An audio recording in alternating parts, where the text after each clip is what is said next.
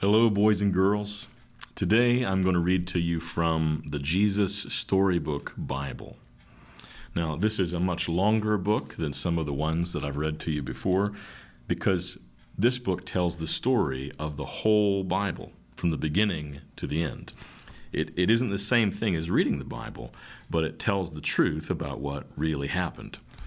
Today I'm going to read to you just from the beginning, the part where God makes everything and he makes men and women, and the part where the first sin happens and the sadness comes when people fall away from God. So it's going to cover what happens in Genesis chapters 1 through 3. In the beginning there was nothing. Nothing to hear, nothing to feel, nothing to see. Only emptiness and darkness and nothing but nothing. But God was there, and God had a wonderful plan. I'll take this emptiness, God said, and I'll fill it up.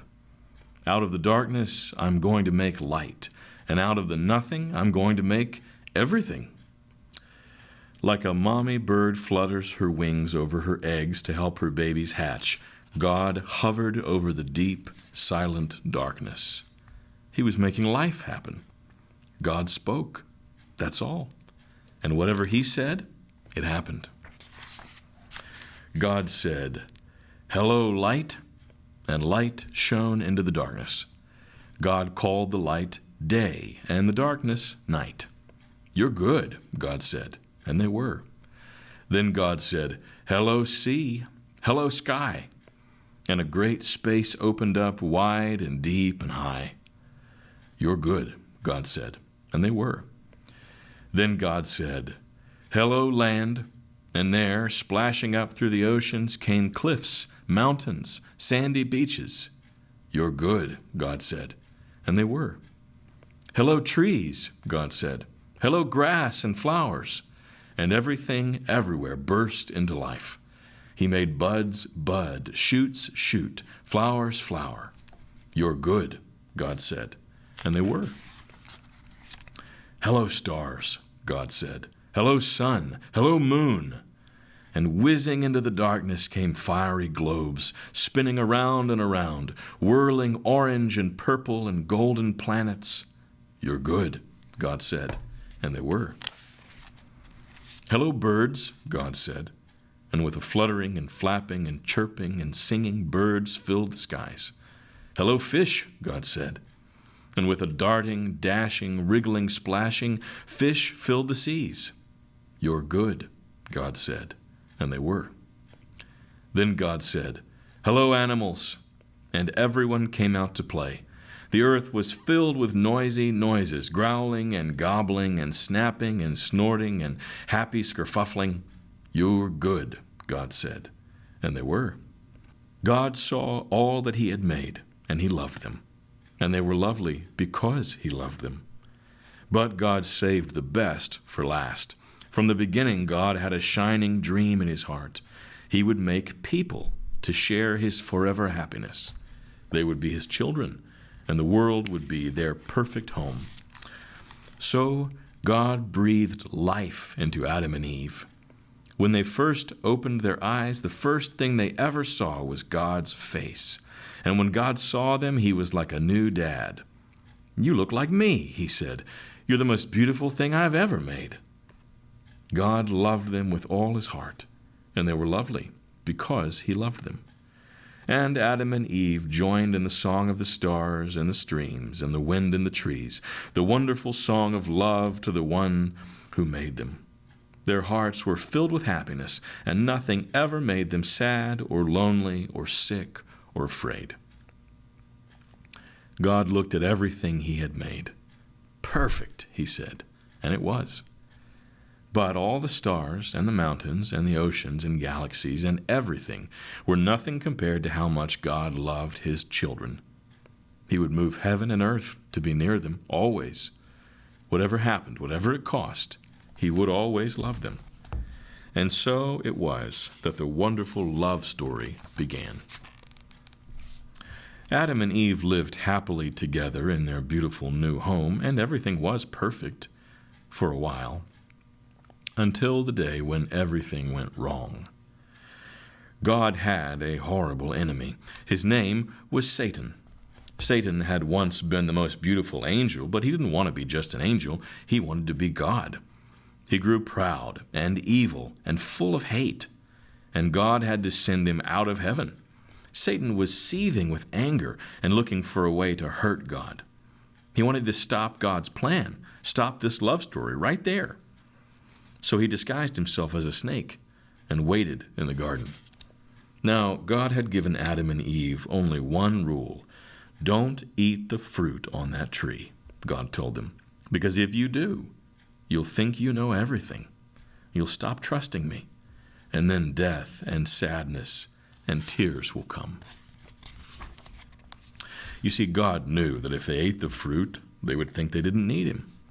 They would try to make themselves happy without him. But God knew there was no such thing as happiness without him, and life without him wouldn't be life at all. As soon as the snake saw his chance, he slithered up to Eve. "Does God really love you?" the serpent whispered. "If he does, why won't he let you eat the nice, juicy, delicious fruit? Oh, poor you. Perhaps God doesn't want you to be happy." The snake's words hissed into her ear and sunk down deep into her heart like poison. Does God love me? Eve wondered. Suddenly, she didn't know anymore. "Just trust me," the serpent whispered. "You don't need God. One small taste, that's all. You'll be happier than you could ever dream." Eve picked the fruit and she ate some, and Adam ate some too. And a terrible lie came into the world. It would never leave. It would live on in every human heart, whispering to every one of God's children, "God doesn't love me." It wasn't a dream. It was a nightmare. A dove flew from Adam's hand. A deer darted into a thicket. It was as if they were frightened by something. A chill was in the air. Something strange was happening. They'd always been naked, but now they felt naked and wrong. And they didn't want anyone to see them. So they hid. Later that evening, as God was taking his walk, he called to them, "Children?" Usually Adam and Eve loved to hear God's voice and would run to him. But this time, they ran away from him and hid in the shadows. "Where are you?" God called. "Hiding," Adam said. "We're afraid of you." "Did you eat the fruit I told you not to eat?" God asked them. Adam said, "Eve made me do it." "What have you done?" God asked. Eve said, "The serpent made me do it." And terrible pain came into God's heart. His children hadn't just broken the one rule. They had broken God's heart. They'd broken their wonderful relationship with him, and now he knew everything else would break. God's creation would start to unravel, to come undone, and to go wrong.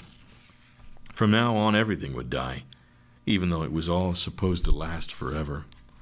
You see, sin had come into God's perfect world, and it would never leave. God's children would always be running away from him and hiding in the dark. Their hearts would break now and would never work properly again. God couldn't let his children live forever, not in such pain, not without him. There was only one way to protect them. "You will have to leave the garden now," God told his children, his eyes filling with tears. "This is no longer your home. It's not the place for you anymore." But before they left the garden, God made clothes for his children to cover them. He gently clothed them, and then he sent them away on a long, long journey, out of the garden, out of their home. Well, in another story, it would be all over, and that would have been the end. But not in this story. God loved his children too much to let the story end there. Even though he knew that he would suffer, God had a plan. A magnificent dream. One day he would get his children back. One day He would make the world their perfect home again, and one day he would wipe away every tear from their eyes. You see, no matter what, in spite of everything, God would love his children with a never-stopping, never-giving up, unbreaking, always and forever love. And though they would forget him and run from him, deep in their hearts God's children would miss him always and long for him, lost children yearning for their home. Before they left the garden, God whispered a promise to Adam and Eve. It will not always be so. I will come to rescue you, and when I do, I'm going to do battle against the snake. I'll get rid of the sin and the dark and the sadness that you let in here. I'm coming back for you. And he would. One day, God himself would come.